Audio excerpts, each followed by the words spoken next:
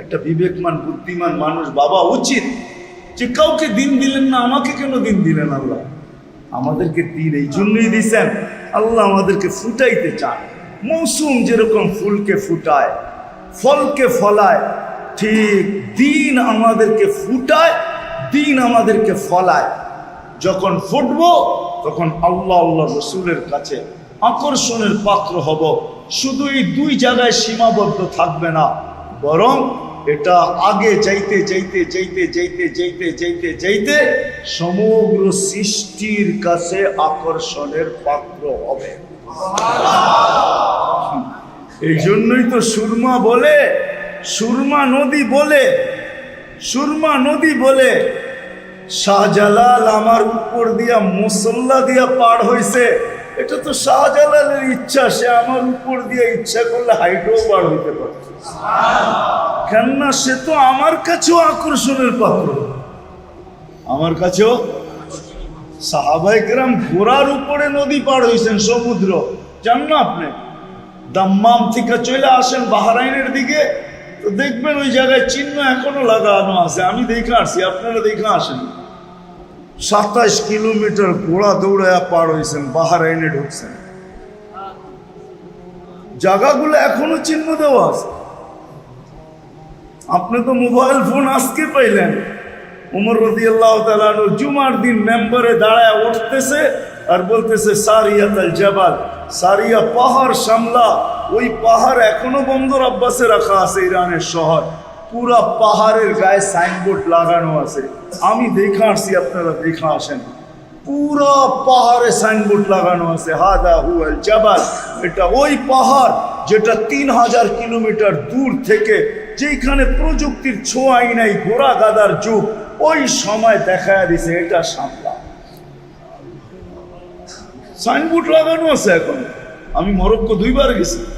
উকবা বিন নাফে রাদিয়াল্লাহু তাআলা আনহু আটলান্টিকের ভিতরে ঘোড়া নামায় বলছিল, ওই পারে মানুষ আছে কিনা বলো আমাকে, আমি এটা ঘোড়া দিয়া পার হব। অথচ ক্যাসাব্লাঙ্কা টু নিউ ইয়র্ক 8 ঘন্টার ফ্লাইট। আটলান্টিকের উপরে 8 ঘন্টা চলার পরে ওই পারে নিউ ইয়র্ক আসে। আমি 2 বার ম্যাপ ফালায় দেখছি। আমি 2 বার গেছি। এখনো মিনার বানানো আছে, কবর আছে পাশের দেশে টিউনিসিয়া। যাওয়ার পরে আমি সালাম দিছিলাম, সালাম উকবা, তোকে স্যালুট, তুই দুনিয়াকে বুঝায় গেছিস। সত্য এটাই, সমগ্র সৃষ্টির কাছে আকর্ষণের পাত্র হবে। আসেন মেরে দোস্ত, ডাইন বাম ভামা বাবা ব্যতীত নিজেকে আল্লাহ আল্লাহ রসুলের কাছে আকর্ষণের পাত্র কিভাবে বানাবো এটা শিখি। এটা জানি, জীবনটা অতি ছোট, 60-70 বছরের জীবন। আল্লাহ বড় সতর্ক করছেন যুবকদেরকে, আল্লাহ সতর্ক করছেন কানের কাছে আয়া, শাবাব লা ইয়াক্তারুকা শাবাবুকা। যুবক যৌবন যেন তোকে ধোঁকা না দেয়। কাম মিন শাব সাবাকাকা ইলাল মাউত। কত যুবককেই তো আমরা যৌবন সহ, বুক ভরা আশা সহ, চোখ ভরা স্বপ্ন সহ কবরের কোলে শোয়ায় দিছে। পদ্মা উদ্বোধন হয়েছে বটে, কিন্তু প্রথম দিনই বাইকওয়ালাদের কপালে দাগ লাগায় চলে গেছে। কম আশা তো ছিল না ওর চোখে, বুক ভরা তো কম স্বপ্ন ছিল না যে আমি ভিডিও করব, ওই পারে যাব। কি জানা ছিল ওর যে মধ্যখানে আজরাইল ওর জন্য অপেক্ষা করতেছিল? ঠিক না? আপনি তো বলবেন অ্যাক্সিডেন্ট হয়েছে, ঠিক না? আজরাইল কোথা থেকে আসলো, ঠিক না? এটাও আল্লাহরই সিস্টেম। মালাকুল মউত আল্লাহকে বলছিল, আল্লাহ হুকুম তো অমান্য করা যাবে না, নিয়ে তো আসবো, কিন্তু মনের ভিতরে আসে মানুষ তো আমাকে সারাদিন আলোচনার পাত্র বানায় দিবে, সারাদিন আমাকে নিয়ে আলোচনা করবে, খুব লিখবে, খুব বলবে যে আমার কাম নাই, সারাদিন গলি গলি ঘুরা বেড়াই, যাকে মনে চায় উঠে আনি আয়। তো আল্লাহ বলে মৃত্যুর কারণ বানায় দিব, কারণ আলোচনা করবে, তোমার নাম কেউ নিবে না। যেমন করোনার 3 বছরে দুনিয়ার কোনো মিডিয়াওয়ালা লেখে নাই যে আজরাইল এতগুলা লোক নিয়ে গেল। সবাই লেখছে করোনায় মরে গেছে। আজরাইল আলাইহিস সালামের নাম কোনো মিডিয়াওয়ালারা একবারও লেখে। সত্য না? হ্যাঁ, আল্লাহ বলে কারণ বানায় দিব, তুমি চিন্তা করো না। কারণ নিয়ে আলোচনা হবে, ফাইটিং হবে, এটা হবে সেটা হবে, কিন্তু তোমার নাম কেউ বলেও নেবে না। কিন্তু অপারেশন তো উনিই করেন, ঠিক না? যুবকদেরকে কানের থেকে কাছে এসা বলতেছে আল্লাহ দোকায় পড়ো না। আমাদেরকেও বলতেছে ইবনা আদম লা তাফরাহ বিদুনিয়াকা, দুনিয়া দুনিয়া দুনিয়ার চাকচিক্য তোমাদেরকে যেন বিমুখ না করে। মতিঝিলের মানুষ, মতিঝিল চিনেন? চিনেন?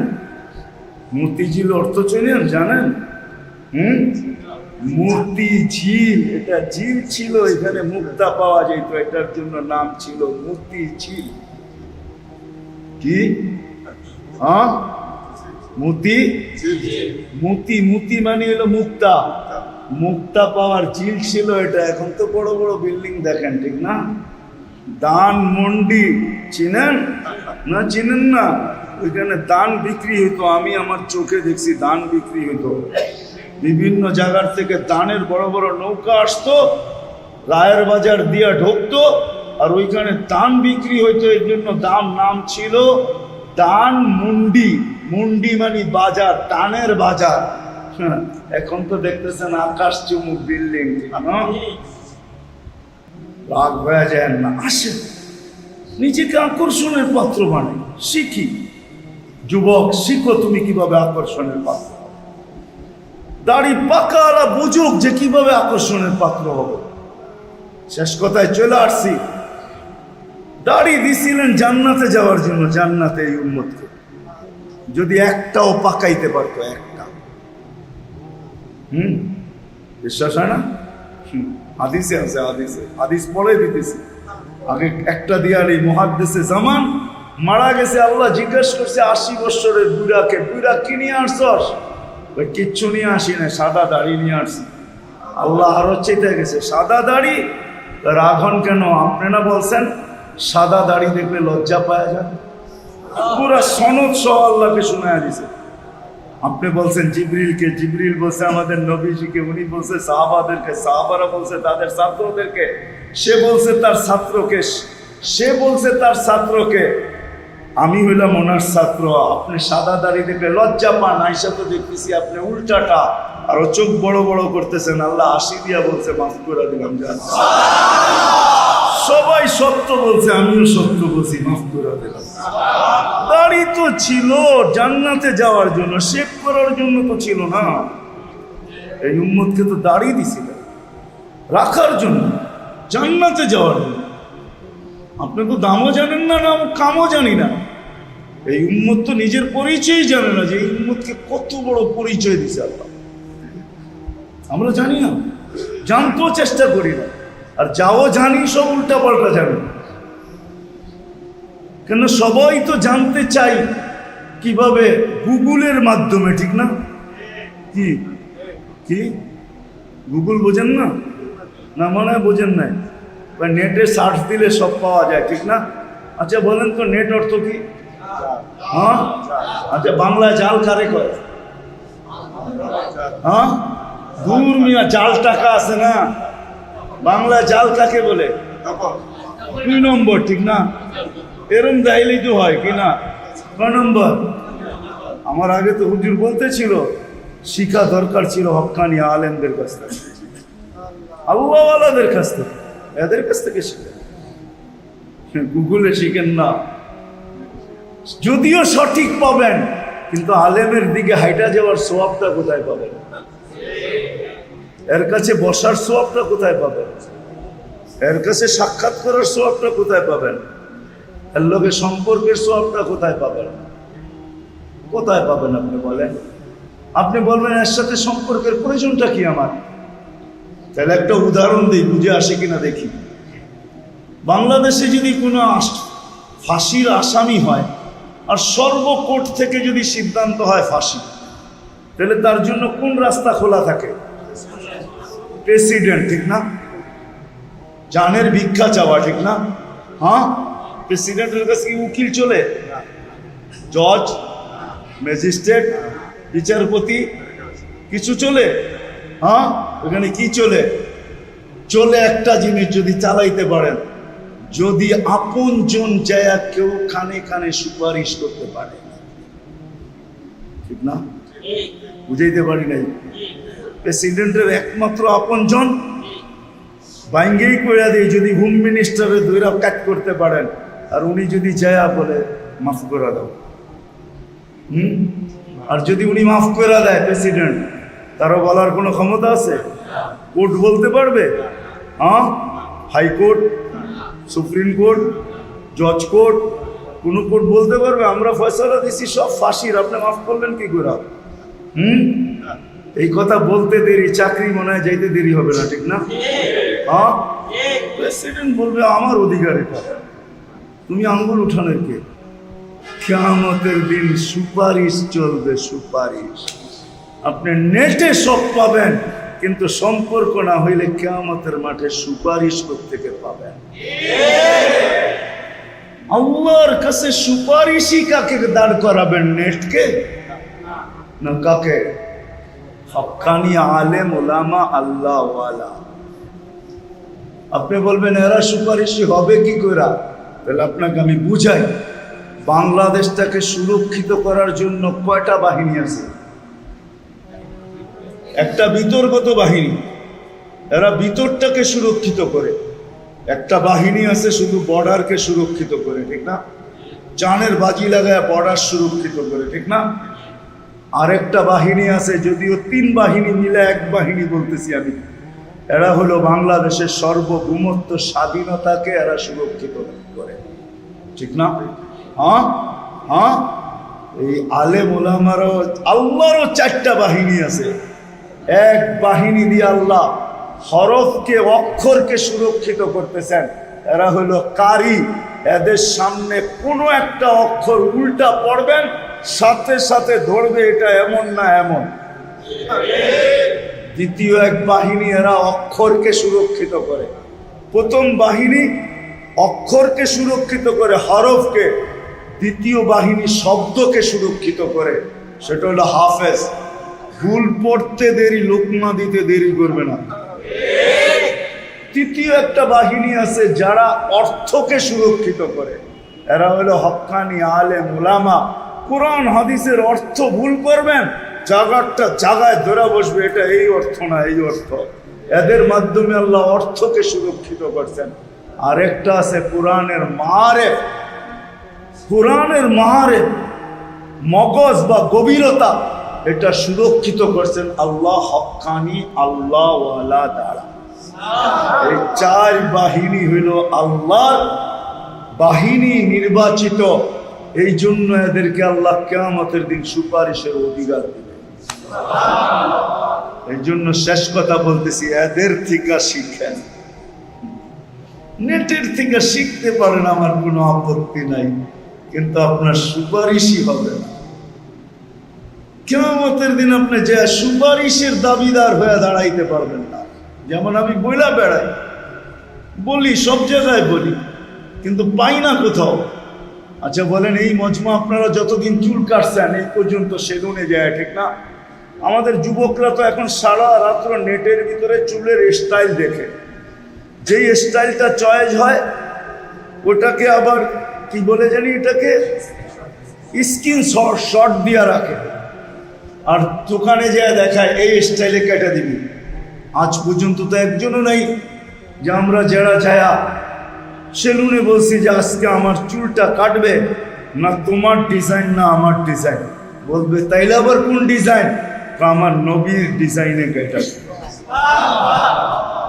যদি জিজ্ঞেস করে কেন, কিয়ামতের দিন দেখা হবে, ওই সময় যেন হাত পাতার সুযোগ হয় যে সারা জীবন তো কাটতে পারি না, একবার হলো আপনার স্টাইলে চুল কাটছি, আমাকে কি দিবেন দেন না?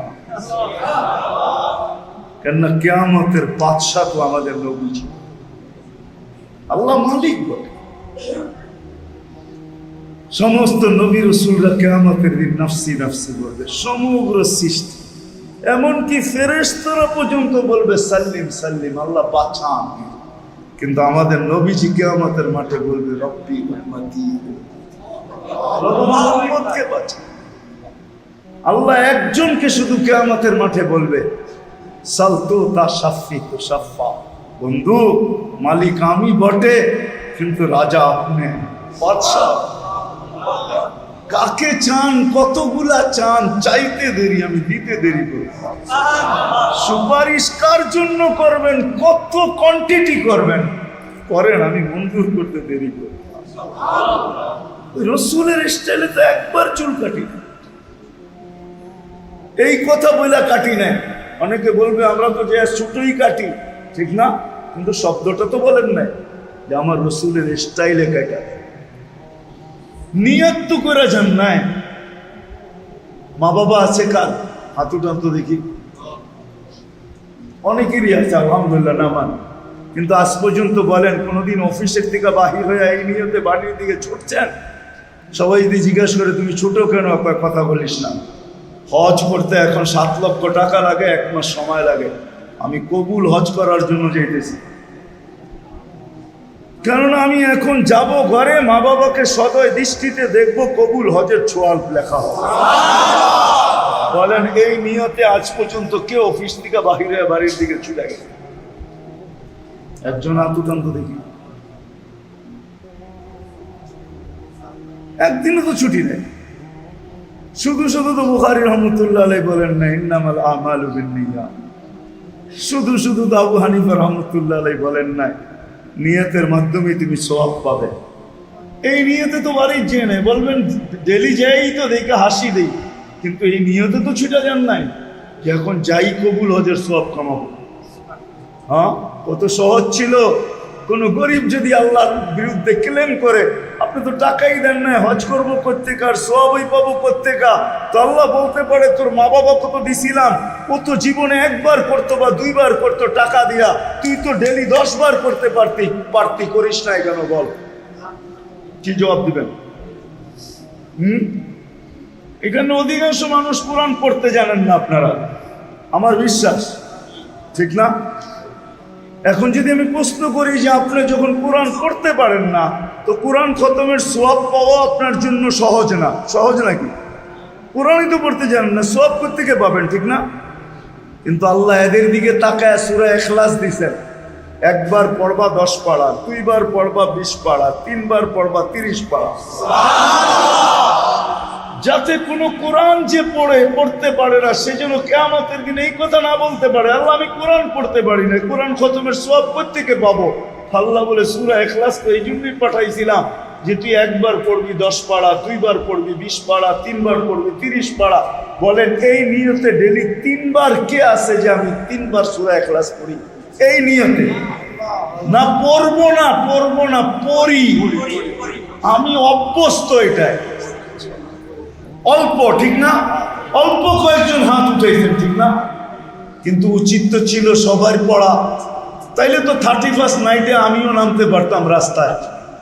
সবাই যদি জিজ্ঞাসা করতো কি হুজুর আপনি নামলেন কেন, আমারও আজকে 31st। কিসের 31st? 365 দিনে 365 কোরআন খতমের সওয়াব আমার আমল নামায় লেখা হয়েছে। আমি নামবো না তো নামবে কে? তুমি? তাহলে তো আমিও নামতে পারতাম। 365 দিনে 365 কোরআন খতম হয়ে গেছে, ঠিক না? কি খুশির বিষয় না? খুশির বিষয় না? হ্যাঁ, আমি তো খুশির জন্য নামতাম। আরেক দল কি জন্য নামছে এটা তো আমার বিষয় না, কিন্তু আমার তো খুশি এটা যে 365 কোরআন খতম হয়ে গেছে আমার। আল্লাহ আমাদেরকে বুঝ দেখ। জীবনটা ছোট, চলে যেতে হবে, কিন্তু নিজেকে আকর্ষণের পাত্র বানাইতে হবে। আকর্ষণের পাত্র হলো মেরে দোস্ত আমল, আমল, আমল। এই জন্যই আল্লাহ আমাদেরকে দিন দিয়েছেন, আমাদের জন্য দিন নির্বাচিত করছেন। আসেন, দুনিয়ার ধোকায় পড়লে চলবে না, নিশা একদিন অবশ্যই কাটবে, এতে কোনো সন্দেহ নাই। কবির কথাই সত্য, তুঝে দুনিয়া কে রহম সবসে আলা, ज़ीनत निराली हो फैशन निराला, यूं ही जिया करता है क्या मरने वाला, तुझे हुस्न ज़ाहिर ने धोखे में डाला, जगह जी लगाने का दुनिया नहीं है, ये इबरत की जा है तमाशा नहीं है। আসলে এটা তামাশার জায়গা না, অন্যথায় ধ্বনি আমাকেও শুনতে হবে। ফেরেশতা যখন উঠায় নিতে আসবে তো ধ্বনি দিতে দিতে উঠাবে, ফাইনাল ইশতেগাল, বল তোর ব্যস্ততা কোথায়?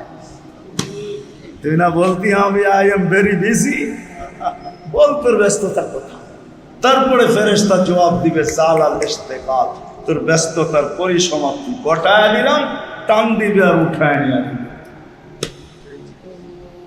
আরেক ফেরেশতা বলবে, আরেক ফেরেশতা ইনকাতাতিল আজাল ওয়ানকাতাতিল আমাল, এই ব্যক্তির বয়স শেষ, আমরা নিতে বাধ্য, এই ব্যক্তির আশাও শেষ, তোমাদের কান্না বেকার।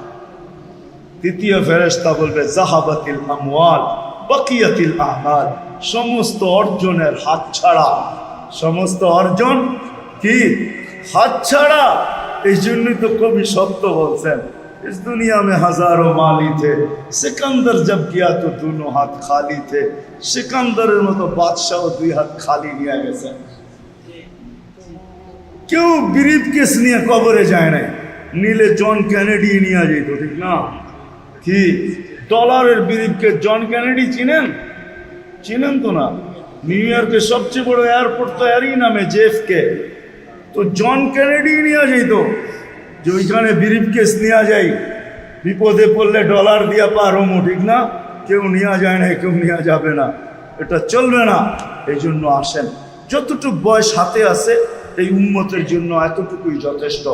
এই উম্মতের জন্য যদি কণ্ঠনালীতে রু আসার পূর্ব মুহূর্ত যদি সে ফিরে আসে, সজাগ হয়, তাহলে এতটুকু যথেষ্ট। আল্লাহ ওয়াদা করছে এই উম্মতের সাথে, হাত্তা ইউগারগের কণ্ঠনালীতে রু আসার পূর্ব মুহূর্তে যদি হাত উঠায় বলে মালিক মাফ করে দে, তো আল্লাহ প্রস্তুত মাফ করে দেওয়ার জন্য। আপনি বলবেন আপনার কথাটা বুঝে আসে না, তাহলে আরেকটা দিয়ে বুঝাই। আল্লাহ সারাদিন অপেক্ষা করে, কে আল্লাহর হাতে হাত দিয়া তওবা করে, রাত্রেও অপেক্ষা করেন, কিন্তু পুরা সময় না, একটা সময় পর্যন্ত, 3 ভাগের 1 ভাগ যখন অতিবাহিত হয়ে যায়, এতক্ষণ পর্যন্ত অপেক্ষা করে, কে আইসা হাতে হাত দিয়া তওবা করে। 3 ভাগের 1 ভাগ যখন অতিবাহিত হয়ে যায়, তখন আর অপেক্ষা করেন না, প্রথম আকাশে আইসা নিজে ডাকতে থাকেন, আলমি মুস্তাগফির ফাগফির আলা, কে আসিস মাপ চাবি আয় না। অপেক্ষায় থাকে, তারপরে ডাকতে শুরু করে। এই জন্য আসেন, ইনশাআল্লাহ করবো তো, ইনশাআল্লাহ কমসে কম আজকের থেকে নামাজ আর কোনোদিন ছাড়বো না।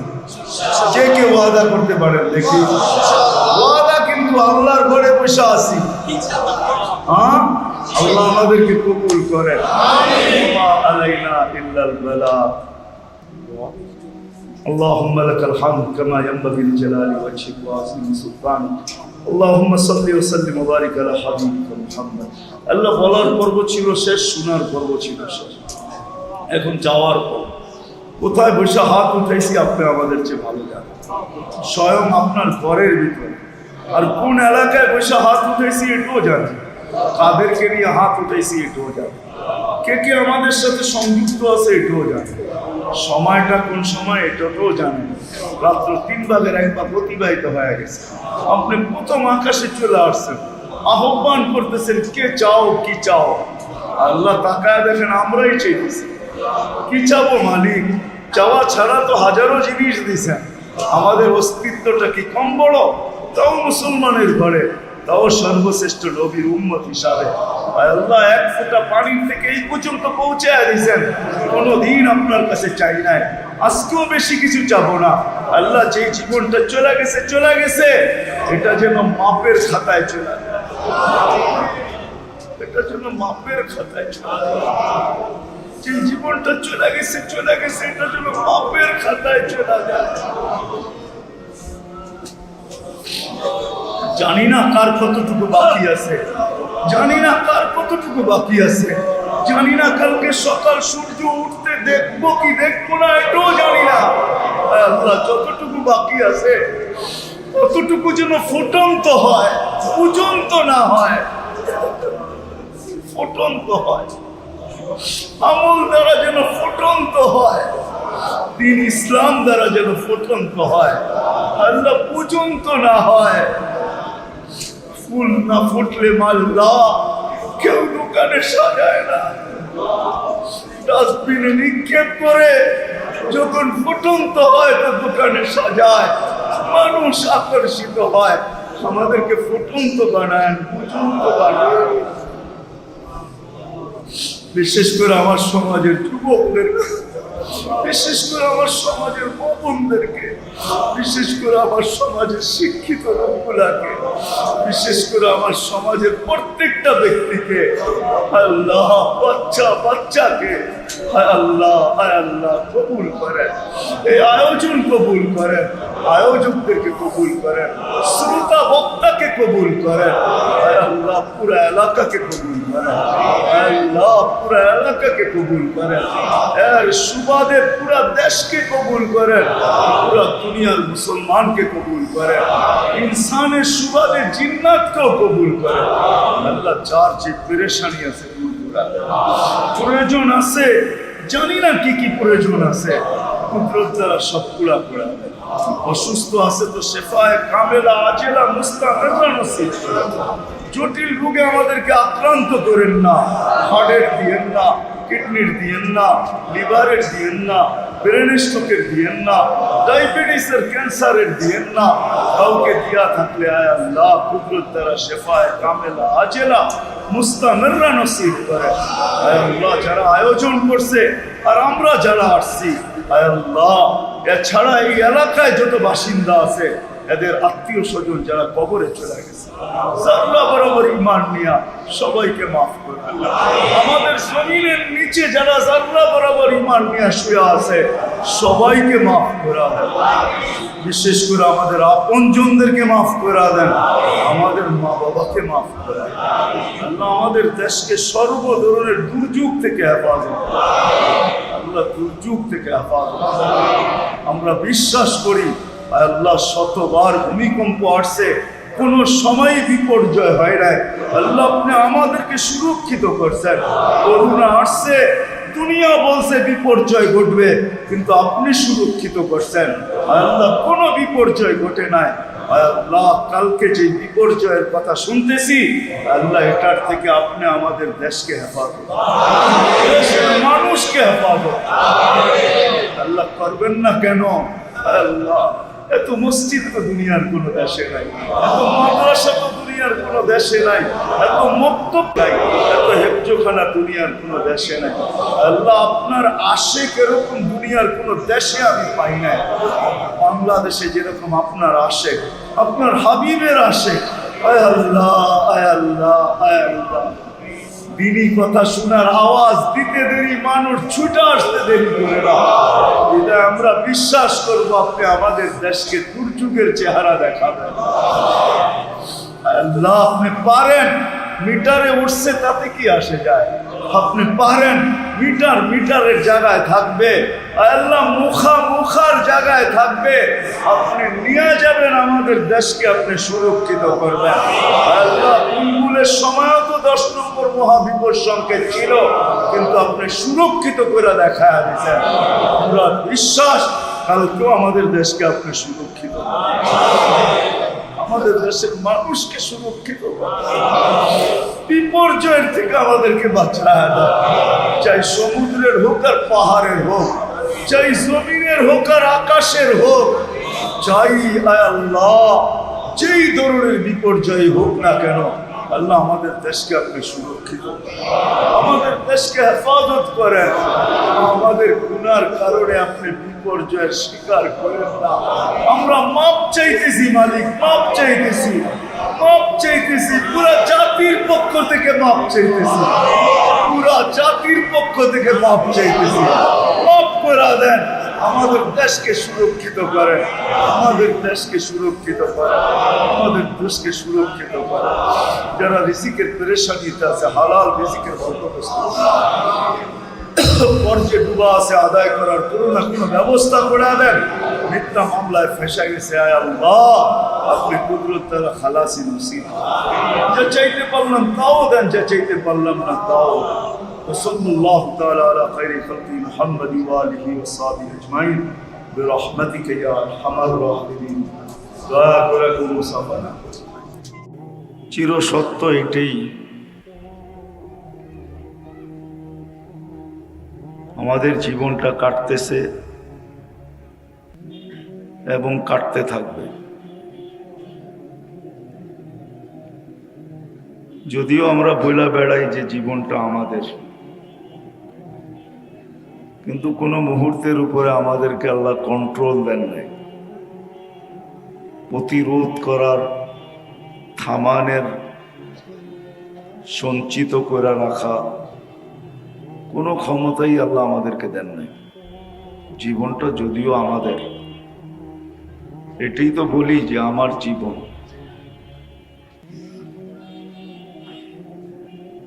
কিন্তু জীবনের কোনো মুহূর্তের উপরে আমাদের কন্ট্রোল নাই। আমার কথা বোঝেন তো?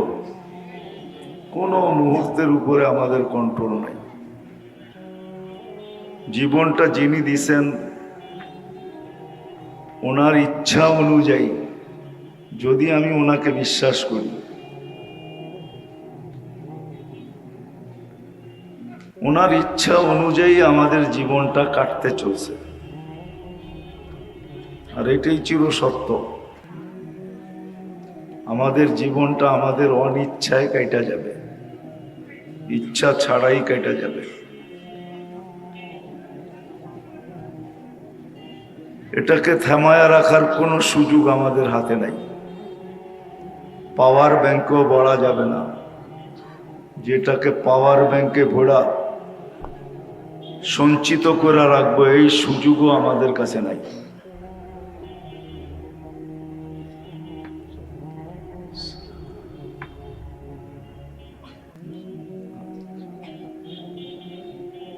তো আমাদের জীবনটা যদিও আমাদের বলি,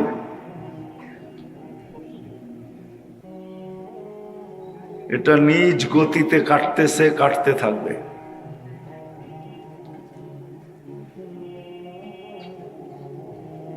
একদিন না একদিন এটার পরিসমাপ্তি ঘটবে। এটাকে ধরে রাখার কোনো ক্ষমতা আমাদের নাই। এখন পর্যন্ত কোনো মেশিনও আসে নাই যে জীবনের গতিটা যেন রোধ করা যায়, আর কোনোদিন আসবে না। আবারও বলতেছি, যদিও বলতে থাকি জীবনটা আমার, তদ্রূপ দেহটাও আমার, কিন্তু এটার কোনো অঙ্গের উপরে আমাদের কন্ট্রোল নাই, কোনো অঙ্গের উপরে। যদিও বলি দেহটা আমার, কিন্তু এটার কোনো অঙ্গের উপরে আমাদের কন্ট্রোল নাই। বারবার একই কথা বলতেছি যাতে দিলে গাথে, বুঝে আসে। কেননা দিনই কথা দিলে গাঁথতে হয়। যখন গাইথা নিব তখনই করাটা সহজ হবে, আর যতক্ষণ পর্যন্ত দিলে না গাঁথতে দিব তখন দিনই কথা, দিনের উপরে চলা কঠিন হবে। এই জন্যই বারবার একটা কথাই বারবার দৌড়াইতেছি যে আমাদের জীবনটা ছোট, এটার গতি রোধ করার আমাদের কোনো ক্ষমতা নাই। এটা নিজ গতিতে চলতেছে, চলতে থাকবে।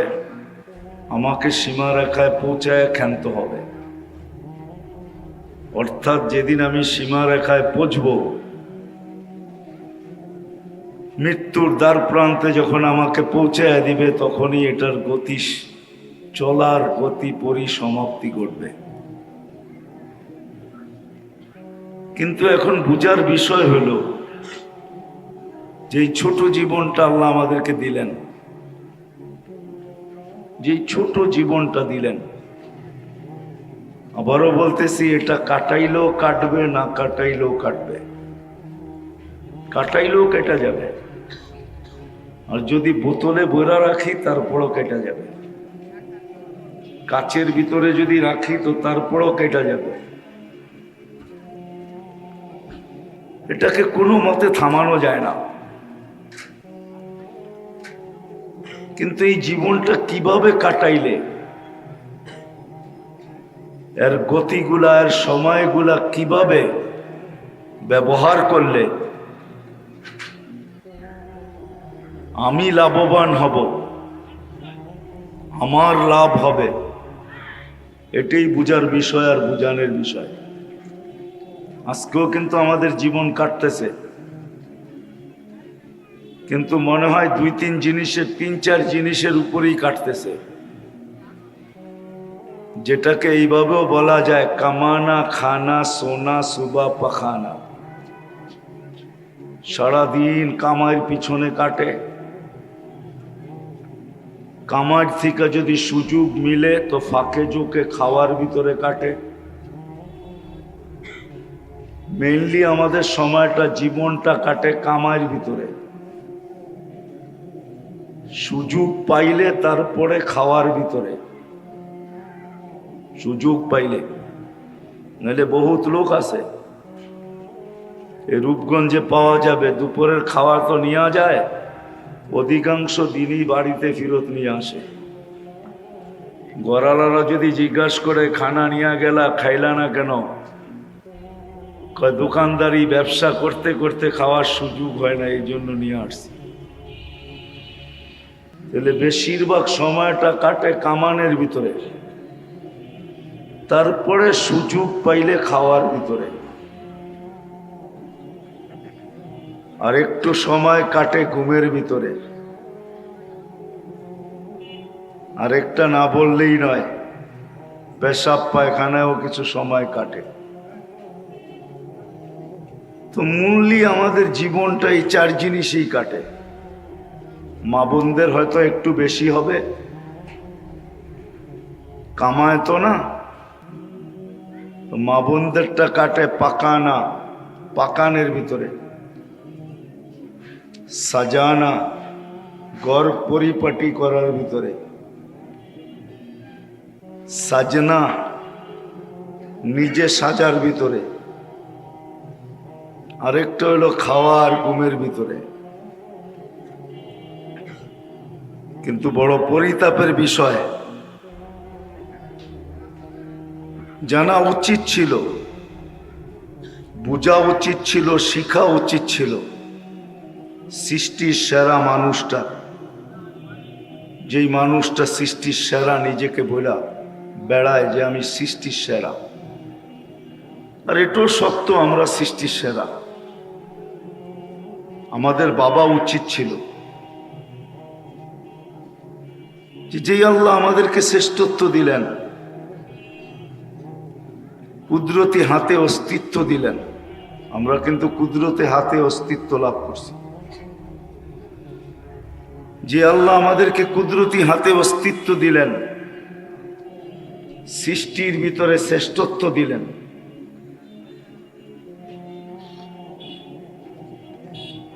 যে আল্লাহ কুদরতি হাতে অস্তিত্ব দিলেন, সৃষ্টির ভিতরে শ্রেষ্ঠত্ব দিলেন এবং সৌন্দর্য দিলেন,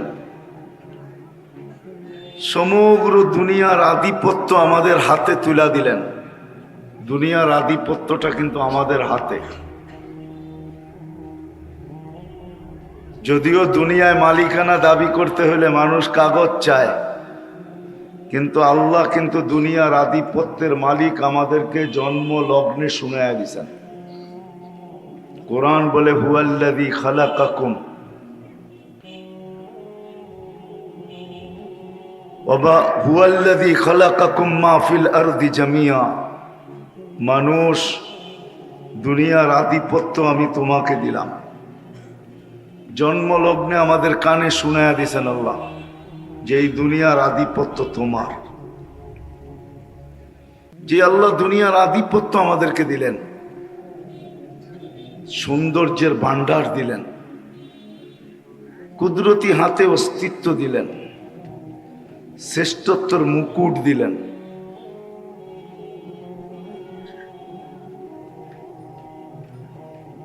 দুনিয়ার সবকিছু আমার জন্য তৈরি করলেন।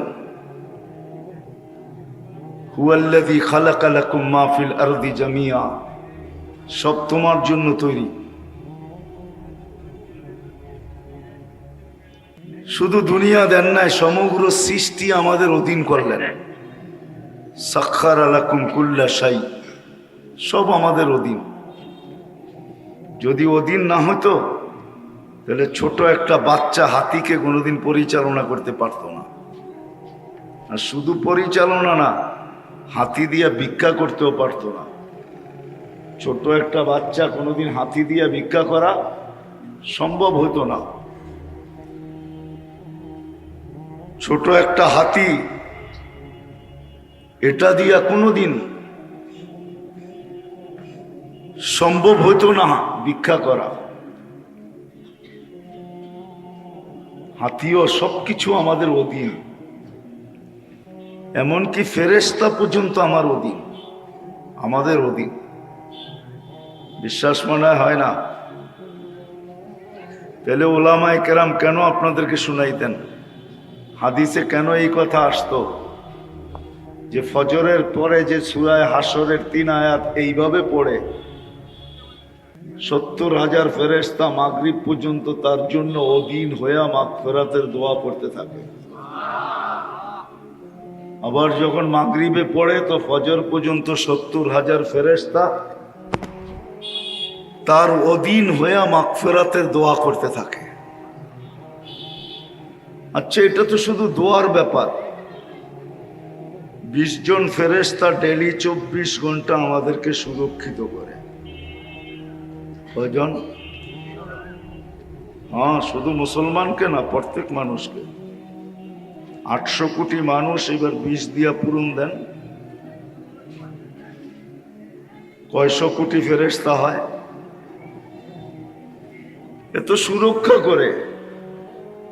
আমাদের শরীরটা কোন অপারেটর চালায় বলেন? আমাদের শরীরটা কোন অপারেটর দিয়ে আল্লাহ চালান? আমাদের শরীরটা ফেরেশতার মাধ্যমে আল্লাহ পরিচালিত করেন। বিশ্বাস হয়? হ্যাঁ, যদি আমাদেরকে চালাইতে হইতো তাহলে 2 চোখে 26 কোটি ক্যামেরা, পার ক্যামেরাকে পরিচালনা করার জন্য একজন যদি দরকার হইতো তো 26 কোটি আমার চোখ চালানোর জন্য লাগতো। আচ্ছা, বাদ দেন 26 কোটি, বাদ দেন 2, 4, 5 জন তো লাগতো না? লাগতো না? বুঝে আসে আমার কথা? হ্যাঁ, একজনও তো লাগে না।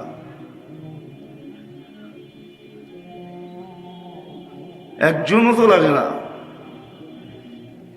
তদ্রুপ অঙ্গগুলাকে যদি পরিচালনা করার জন্য অপারেটর লাগতো তাহলে একটা যুক্তি দিয়া বুঝাই আমি আপনাদেরকে, যদি বুঝে আসে।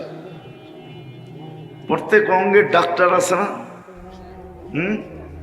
1 জন 2 জন, কত সারা দুনিয়ায়? আচ্ছা, প্রথম যাই চোখের ডাক্তার কত হবে সারা দুনিয়ায়? কত? একটা সংখ্যা কোন? 5 লাখ, 10 লাখ? আচ্ছা, 10 লাখই মেনে নিলাম, ঠিক না? 10 লাখ হবে, বাদ দেন 5 লাখ হবে। যদি 5 লাখ ডাক্তারকে প্রশ্ন করি যে শত শত বৎসর চোখ নিয়ে ঘাটাঘাটি করো, গবেষণা করো, চোখের গবেষণা কবে শেষ হবে? এটার ওজন তো মাত্র আধা ছটাক। কি জবাব দিবে? বলবে গবেষণা করতেছি, এটা বলতে পারবো, কোথায় শেষ হবে এটা জানি না, এটার কিনারা কোথায় আমাদের জানা নাই। যদি 5 লক্ষ ডাক্তারের শত শত বৎসরের গবেষণায় চোখের কিনারা খুঁজে না পায় তো এটা পরিচালনা করতে কয়জন অপারেটরের দরকার ছিল? এরকম প্রত্যেক অঙ্গের ডাক্তারকে জিজ্ঞাসা করলে বলবে কোনোটার কোনো কিনারা নাই। তো এটা পরিচালনা করতে কয়জন অপারেটর লাগতো? পরিচালিত কিভাবে হইতেছে?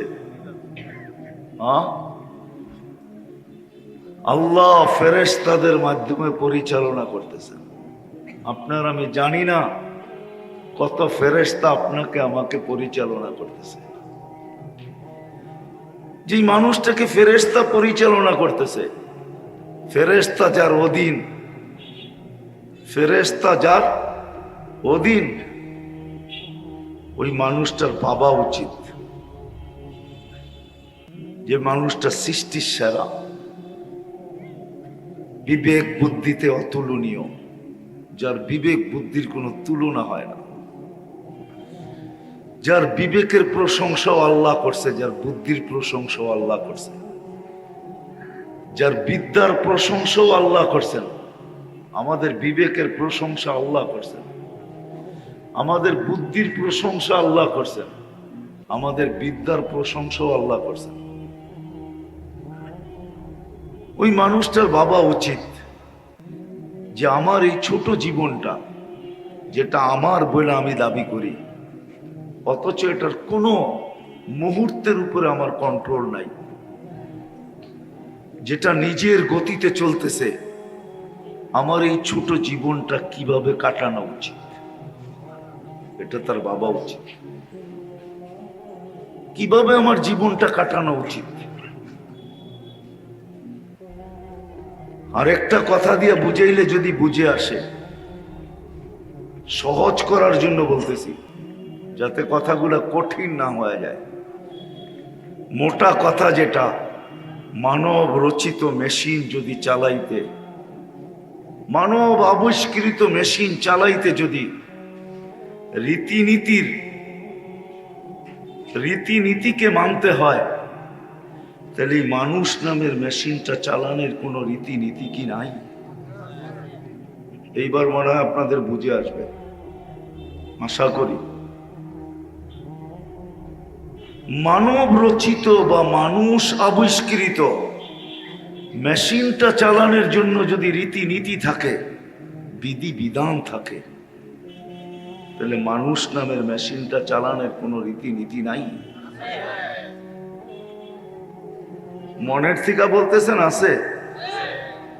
তাহলে আগে যেটা বলবো এটা মানতে পারবেন? হ্যাঁ, কয়জন মানতে পারতেছে? আপনাদের কথা বলতেছি না, কয়জন মানে, কয়জন মানতে পারবে? যদি মানতো তাহলে তো আজান দিলে কাউকে মসজিদের বাহিরে পাওয়া যেত না, যে যেখানে ওইখানেই দাঁড়ায় যেত, যে যেখানে ওইখানেই দাঁড়ায় যেত, যে যেখানে ওইখানেই দাঁড়ায় যেত। ইফতার পার্টির কার্ড পাইলে যদি 1 মাস আগের থেকে জাগার কাপড়কে মাঞ্জা দিতে হয়, মাঞ্জা বোঝেন? ইফতার পার্টির কার্ড পাইলে যদি 1 মাস আগের থেকে কাপড়ে মাঞ্জা দিতে হয়, মাঞ্জা বোঝেন তো? আপনার তো ঢাকার পাশেরই, ঠিক না? একসময় তো ঢাকাই ছিলেন, ঠিক না? কি কন? নারায়ণগঞ্জে তো জুমা 8 দিন হইলো, জিলা হইলো, ঠিক না? ঢাকায় তো বুঝার কথা, মাঞ্জা, সুতায় মাঞ্জা দেয় না করকইরা করার জন্য। ইফতার পার্টির কার্ড পাইলে যদি 1 মাস আগের থেকে কাপড়ে ইস্তারি দিতে হয়, তাহলে যে আল্লাহ মেহমান বানায়া 5 বেলা ডাকে, ওই আওয়াজ কানে যাওয়ার সাথে সাথে কিরকম দৌড়ানো উচিত ছিল? কিরকম দৌড়ানো উচিত ছিল?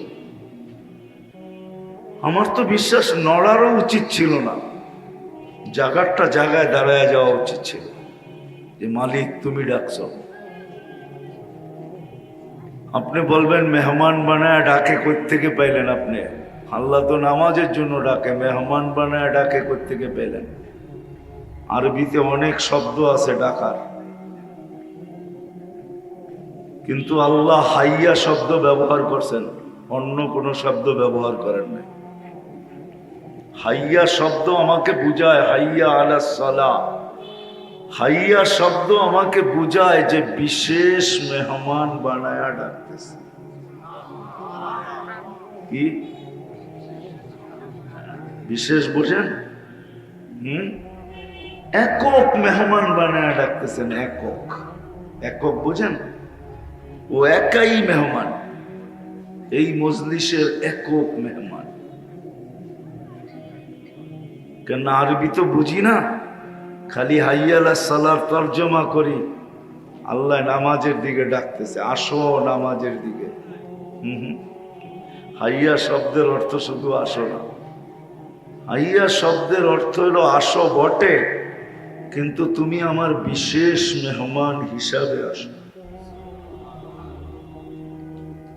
না, যার জন্য কোনো অনুষ্ঠান রচিত করা হয় আরবি পরিভাষায়, সে যখন অনুষ্ঠানে আসে তো সবাই হাততালি দিয়া বলতে থাকে হাইয়া হাইয়া হাইয়া, আসো আসো আসো আসো আসো। আল্লাহ ওই শব্দ ব্যবহার করছেন। বিদায় মানব রচিত মেশিন চালানোর জন্য যদি কোনো রীতিনীতি থাকে, এটা যদি অবধারিত মানতে হয়, তাহলে এই মেশিন, যেই মেশিনটা সমগ্র মেশিনকে অস্তিত্ব দিল, সৃষ্টির শ্রেষ্ঠত্বের মুকুট মাথায় নিয়া যেই মেশিনটা অস্তিত্ব নিল, ওই মেশিনটা পরিচালনার জন্য কি কোনো রীতিনীতি নাই? এটাই বুঝাইতেছিলাম। যদিও বলি জীবনটা আমার, কিন্তু কোনো কন্ট্রোল আমার এটার উপরে নাই। জীবনটা যিনি আমাকে দিছেন 60-70 বৎসরের জন্য, কসম খোদার, পরিপূর্ণ কন্ট্রোল তার। এই জন্যই বলতেছিলাম বাবা উচিত এরকম বিবেকমান, বুদ্ধিমান, বিদ্বান মানুষটার, যে নিজেকে সৃষ্টির সেরা বলে, তার বাবা উচিত যে আমাকে পরিচালনা করার বিধান কি, আমি কিভাবে আমার সময়গুলোকে কাটাবো, কিভাবে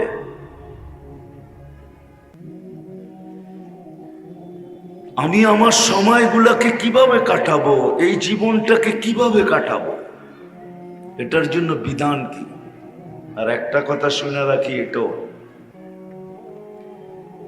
এটাও শুনে রাখি, সমগ্র সৃষ্টির জন্য আল্লাহর পক্ষ থেকে নির্ধারিত একটা পরিবেশ আছে, সমগ্র সৃষ্টির জন্য।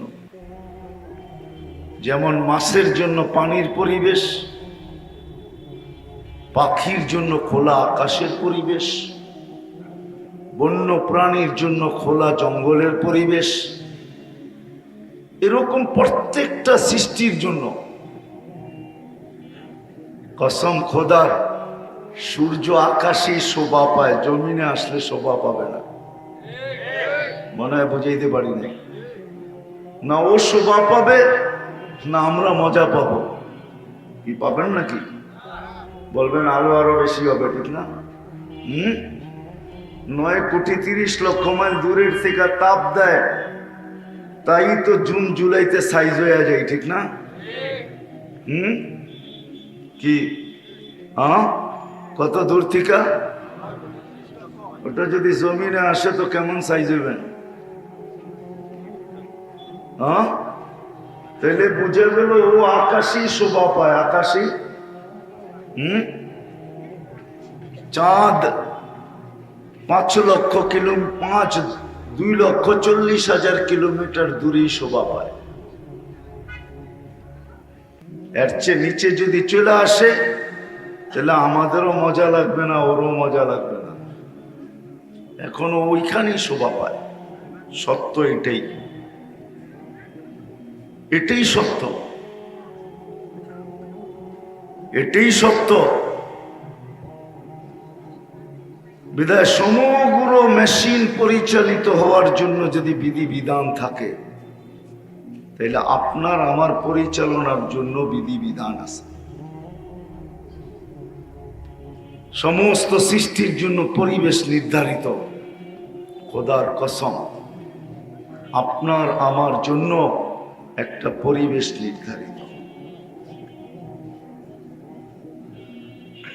উন্নতি হইতে পারে, এটা আমি মানি, কিন্তু ওই পরিবেশ ছাড়া মানুষ কোনোদিন সুখী হবে না।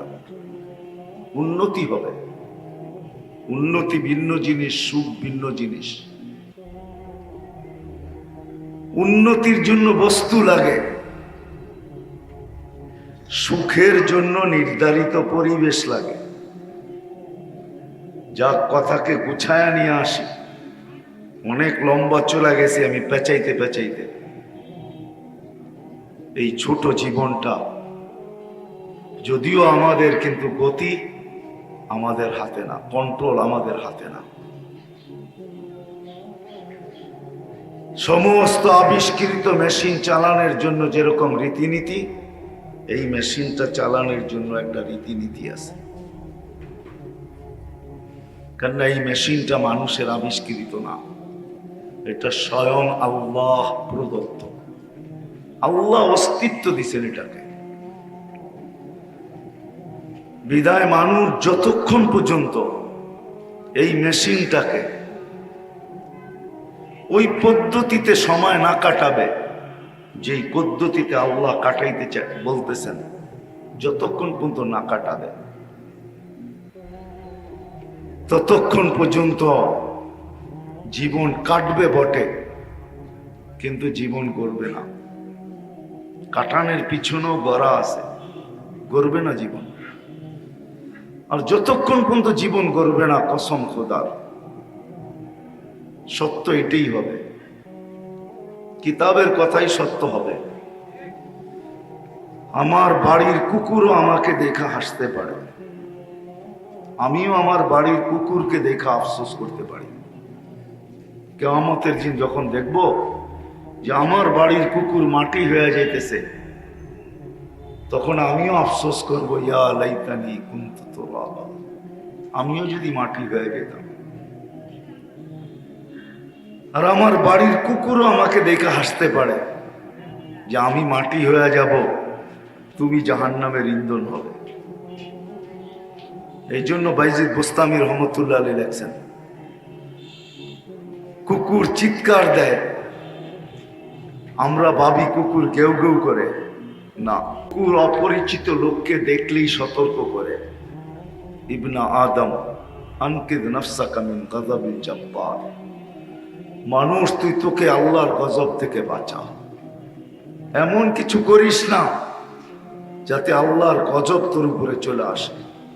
ফাইন্নাকা লা তুতিক, আল্লাহর গজব আসলে তুই সইতে পারবি না। খোদার কসম, আমরা কিছু শব্দ দিয়ে সব উড়াইয়া দিই। আমরা কিছু শব্দ এমন ব্যবহার করি যে বাস্তবতাকে হাওয়া বানায় দিই, উড়াইয়া দিই। আমাদের সমাজে একটা শব্দ আছে প্রাকৃতিক, প্রাকৃতিক দুর্যোগ, ঠিক না? এটা বলে আমরা সব উড়াইয়া দিই, কিন্তু কোরআন বলে লা ইয়াসকুতু ওয়ারাকাতু, একটা গাছের পাতাও পড়ে না, হেলে না, যতক্ষণ পর্যন্ত গাছের মালিক হুকুম না দেয়। তাইলে বোঝা গেল ভূমিকম্প প্রাকৃতিক না, ভূমির মালিক কে? কে মালিক? মানেন? হ্যাঁ, 100 ভাগ মানেন না আধা মানেন? না মানেনই না। হ্যাঁ, ভূমির মালিক কে? এটাকে চালায় কে? না আপনার আমি চালাই? ভূমিটা কোথায় আছে? মহাশূন্যে আছে আমাদের এই দুনিয়াটা, মহাশূন্য। উপরের পরিভাগ যেটা মাটি, ওটার নিচে আছে পানি। আমাদের দুনিয়াটা কিন্তু ফুটবলের মতো, এটা মহাশূন্যে, এটা গ্রহ। এই মহাশূন্য এটাকে বাসমান কে রাখলো? হ্যাঁ, না আপনি না আমি? কে রাখছে? এমনি শুধু শুধু নিজে নিজে? কে রাখছে? বুড়ির কথাই সত্য। বুড়ি আলেমকে জিজ্ঞাসা করতেছিল আল্লাহ চিনলা কি করে, তো আলেম প্রমাণ দিতেছিল, তো বুড়ি থামায়া কয়, থো তোর প্রমাণ শুনমা, আমি আল্লাহকে কিভাবে চিনছি এটা শুন। তো তুমি আল্লাহকে কি করে চিনলা? আমার ঘরে জাতা আছে, জাতা চিনেন? চাক্কি চিনেন? চাক্কি আগে যে ডাইল ডুইল ভাঙ্গাইতো, চিনেন? হাত দিয়ে ঘুরা, এটারে কি বলে আপনাদের এলাকায়? জাতা। আমার ঘরে জাতা আছে, এটা আমি না ঘুরাইলে ঘুরে না। এই সমগ্র জগৎটা কেউ না চালাইলে চলে কি করে? আমি জাতা দিয়ে আল্লাহ চিনছি। যাক, আমি কথাকে গুছায় নিয়ে আসতেছি, সত্য এটাই। বিবেকমান, বুদ্ধিমান, বিদ্বান এই মানুষটার ভাবা উচিত যে জীবনটা যদিও আমার, এটার উপরে তো আমার বিন্দু কন্ট্রোলও নাই। এটা যিনি অস্তিত্ব দিলেন, সব মেশিন যদি আবিষ্কারকের কথা মাইনা চালাইতে হয়, তাহলে আমাকে তো কেউ অস্তিত্ব দিলেন। বাবা উচিত যে সে আমাকে কিভাবে আমার জীবনটাকে কাটাইতে বলছেন। এই জন্যই আমি সোজা আরেক জায়গায় গেলাম যে এটাও বাবার বিষয় যে সব সৃষ্টির জন্যই তো সুখে থাকার পরিবেশ আছে। আমি সুখে থাকার পরিবেশ কি? আমার জন্য পরিবেশ কি? এই জন্যই ওলামায়ে কেরাম আপনাদের হাতে পায়ে ধরে, নবীরা ধরতে ধরতে ধরতে ধরতে ধরতে ধরতে দুজাহানের বাদশাহ হাতে পায়ে ধরে চলে গেছেন। মুহাম্মদুর রাসূলুল্লাহ সাল্লাল্লাহু আলাইহি ওয়াসাল্লাম 23 বছর বুঝাইতে বুঝাইতে 1.25 লক্ষর এক মডেল তৈরি করে আমাদের ভিতরে রাখা চলে গেছেন। শুধু 1.25 লক্ষ না, 1.25 লক্ষ যেরকম নিজের হাতে তৈরি করছেন, আবার কিয়ামতের সকাল পর্যন্ত আল্লাহ রসুল সম্মিলিতভাবে কিছু লোককে নির্বাচিত করছেন। আওরাসনাল কিতাব আল্লাযী নাসতাফাইনা মিন ইবাদিনা, এটা আল্লাহর পক্ষ থেকে নির্বাচিত। আল উলামা ওয়ারাসাতুল আম্বিয়া, এটা রসুলের পক্ষ থেকে নির্বাচিত। দুইজনের সম্মিলিত কিছু লোককে কিয়ামতের সকাল পর্যন্ত নির্বাচিত করছেন, যাদেরকে হক্কানি আলেম ওলামা বলে, যাদেরকে হক্কানি আল্লাহ ওয়ালা বলে। এরা নির্বাচিত কিয়ামতের সকাল পর্যন্ত মানুষকে এই কথা বুঝানোর জন্য, যেটা আমি বুঝাইতে চাইতেছি, এই কথা বুঝানোর জন্য যে মানুষ বাবা, তোমার এই ছোট জীবনটা কিভাবে পরিচালিত করলে, কিভাবে কাটাইলে তুমি মূল্যায়িত হবে, তুমি দামি হবে, তুমি দামি হবে, তুমি মূল্যায়িত হবে।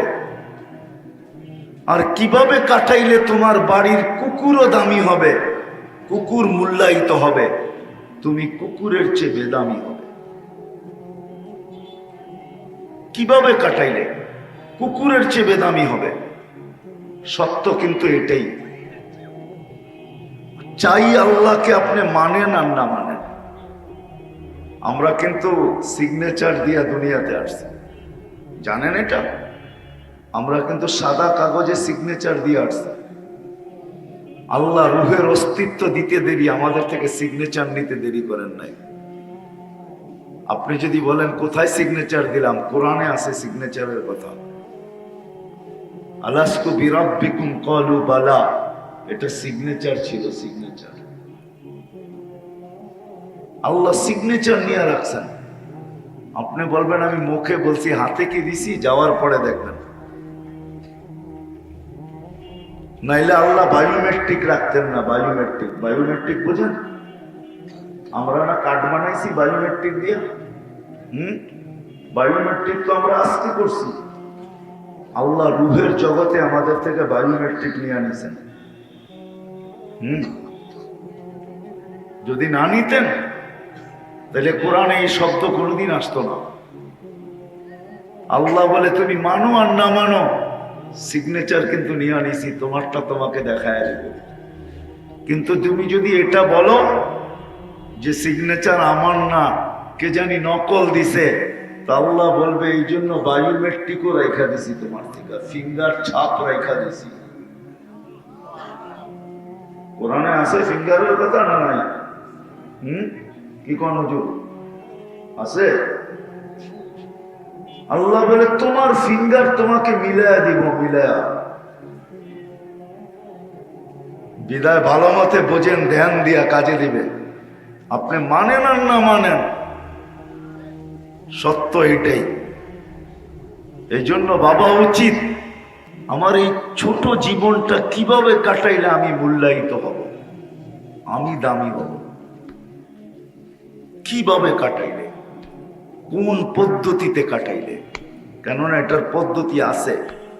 আমার যুক্তি বলে, বিবেক বলে, বুদ্ধি বলে সব মেশিন পরিচালিত করার জন্য যদি রীতিনীতি থাকতে পারে, আমিও তো একটা মেশিন, এটার রীতিনীতি থাকবে না কেন? ভাবা উচিত, শুধু ভাবলে হবে না, শিখাও উচিত, জানাও উচিত। কেননা 60-70 বৎসর কেটে যাবে, এটা সত্য, ধরে রাখার কোনো সুযোগ নাই। কিন্তু যদি মূল্যায়িত হওয়া ব্যতীত গেলাম, মূল্যায়িত না হইলাম, আল্লাহর কাছে দামি না হইলাম, আজকে তো আল্লাহ দাম দিতেছেন বটে, কিন্তু কালকে যদি দামি না হইলাম, কসম খোদার, কালকে যদি না হইলাম, আজকে তো 60-70 বৎসরের জন্য, কালকেরটা যা হবে এটা চিরদিনের জন্য হবে। নাইলে কোরআন কোনোদিন চিৎকার দিত না, মা কদ্দামাত লিগাত, তুমি কালকের জন্য কতটুকু প্রস্তুত, কালটা কতটুকু নিশ্চিত, ওটা আল্লাহ বলতেছে যালিকাল ইয়াউমুল হক, ওই দিন সত্য। কে বাঁচবে এটাও বলে দিয়েছেন, কে বাঁচবে? যে আমাদের কাছে মূল্যায়িত হবে, যে আমাদের কাছে দামি হবে, সে বাঁচবে। দুনিয়ার অবস্থান আল্লাহ বুঝাইতে চাইতেছেন, দুনিয়ার কোনো অবস্থান আমরা দেখব না, গরিব না ধনী, শিক্ষিত না অশিক্ষিত, শাসিত না শাসক, ভাষা কি বর্ণ কি, এটা আমরা দেখব না। কসম খোদার, এটা যদি আল্লাহ দেখতেন, তাহলে আমার তো মনে হয় ইথিওপিয়া 6 বার যাওয়ার পরে আমি এই সিদ্ধান্তে পড়ছি যে আল্লাহ যদি দুনিয়ার কোন অবস্থান দেখতেন, রং দেখতেন, ঢং দেখতেন, বংশ দেখতেন, বুলি দেখতেন, দেশ দেখতেন, সোসাইটি দেখতেন, তাহলে ওই পাহাড়ের পদদেশে জন্ম নেওয়া বেলাল কোনোদিন এত উপরে ওঠার ক্ষমতা ছিল না। কারণ আমি 6 বার তার বাড়ি দেখছি, আমি 6 বার ইথিওপিয়া গেছি, কোনদিন তাকে এখানে উঠা সম্ভব হইতো না। আরো 2-4টা দেখাই আপনাদেরকে। আল্লাহ যদি দুনিয়ার কিছু দেখতেন, সম্পর্ক দেখতেন, তাহলে আমার মনে হয় না ফেরাউনের কৃতদাসীর কবর থেকে কোনোদিন সুগ্রাণ বাহির হতো, যে সুগ্রাণ আজও বাহির হয়। যান আপনি দেখা আসেন, সুগ্রাণ এখনো বাহির হতেছে, তার কবর থেকে কোনোদিন সুগ্রাণ বাহির হতো না। ফেরাউনের স্ত্রী আসিয়া কোনোদিন মুহাম্মদুর রাসূলুল্লাহ সাল্লাল্লাহু আলাইহি ওয়াসাল্লামের জান্নাতের স্ত্রী হইতেন না।